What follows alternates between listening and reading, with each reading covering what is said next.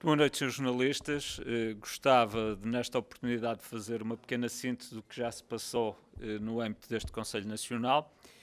e começar por realçar e sublinhar a circunstância de o Conselho Nacional ter tomado conhecimento com bastante interesse dos resultados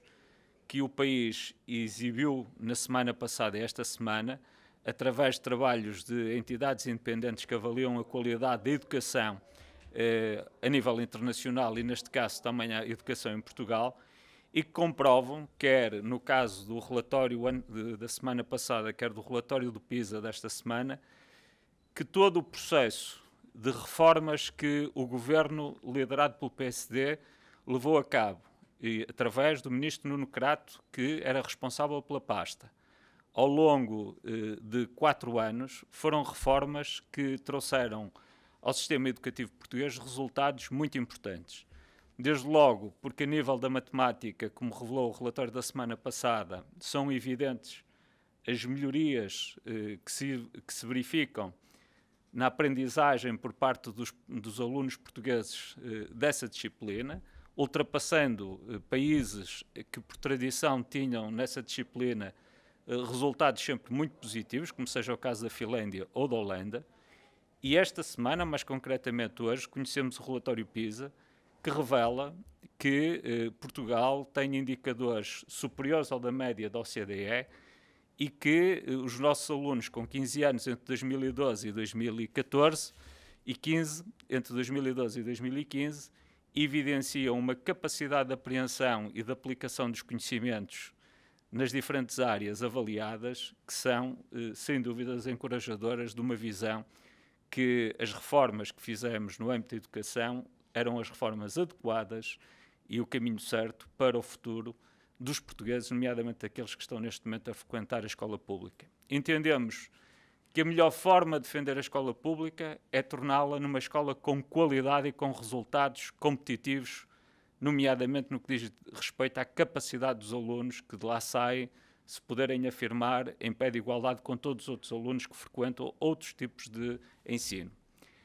Em segundo lugar, dar nota que vemos com muita preocupação um conjunto de mensagens equívocas, negativas, de retrocesso relativamente àquilo que foi o nosso trabalho reformista, que este Governo e este Ministro, particularmente da Educação, têm produzido para o sistema educativo, incentivando um desleixo, incentivando a falta de rigor por parte dos alunos e transmitindo uma mensagem de facilitismo que não é adequada a preparar os nossos jovens para enfrentar um mundo competitivo e exigente. Dizer que a nossa percepção é que o que está a ser feito por este governo destrói a escola pública, como provam os resultados destes relatórios independentes que foram apresentados a semana passada e esta semana. Gostávamos também de dizer que foi com alguma satisfação que tomamos todos conhecimento em Portugal, através destes relatórios e através da decisão do governo em convidar o ministro Paulo Macedo para presidir a Caixa, o ex-ministro Paulo Macedo para presidir a Caixa Geral de Depósitos, que 2 ministros que foram muito atacados por este governo, pelos atuais titulares das pastas da saúde e da educação, por muitos dos responsáveis políticos da maioria que apoia este governo, acusando-os de serem pessoas que, enquanto governantes, produziram a destruição do Estado Social em Portugal nas áreas em que atuavam, que afinal isso é falso, pelos resultados são apresentados por entidades independentes e relatórios independentes que provam que nós fortalecemos a escola pública, demos-lhe credibilidade e preparamos os jovens adequadamente para enfrentar as dificuldades no futuro. E no caso da saúde, permitam-me que faça uma nota, enfim, dizendo que não deixa de ser curioso que o Governo tenha escolhido o ex-Ministro da Saúde, nosso Governo, para tratar da saúde da Caixa Geral de Depósitos. Ora, muito teríamos a dizer sobre tudo aquilo que andou a ser afirmado de forma injusta, inapropriada, diria mesmo desavergonhadamente, por alguns responsáveis políticos desta maioria. E, portanto, gostávamos de dar um registro de preocupação pela forma como esta maioria e este governo tentam reescrever a história,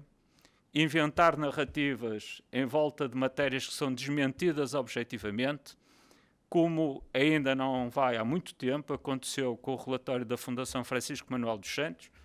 que, analisando um período desde 2008 a 2015, aparentemente dava a entender que teria havido um agravamento das desigualdades, mas analisado o período entre 2012 e 2015, verificava-se que, nesse período, aquilo que aconteceu não foi um agravamento das desigualdades, mas sim uma diminuição das desigualdades. Tivemos a oportunidade de refutar publicamente esse relatório e até hoje ninguém apresentou um argumento objetivo que pudesse pôr em causa aquilo que nós apresentámos como o nosso argumentário objetivo, com base naquilo que foram os próprios elementos que o relatório compunha, e desde que devidamente limitados no tempo que nos correspondia como o tempo de governação do país, dizia eu, evidentemente, que não houve um agravamento da situação social ou das desigualdades sociais. Por fim, dizer que o Conselho Nacional irá tratar um tema hoje que é um tema que deve mobilizar a sociedade portuguesa. A questão da eutanásia ou do suicídio assistido ou da morte assistida é algo que deve merecer da parte da sociedade portuguesa uma atenção. Sem preconceitos, mas com um profundo debate e com um grande sentido de responsabilidade na análise de um tema que é um tema socialmente fraturante e, sob o ponto de vista dos princípios e da ética social, também um tema muito sensível. Iremos fazer hoje um primeiro debate, um debate aberto para ouvir os conselheiros nacionais e, a partir daqui, continuarão a ocorrer dentro do PSD a auscultação, o debate,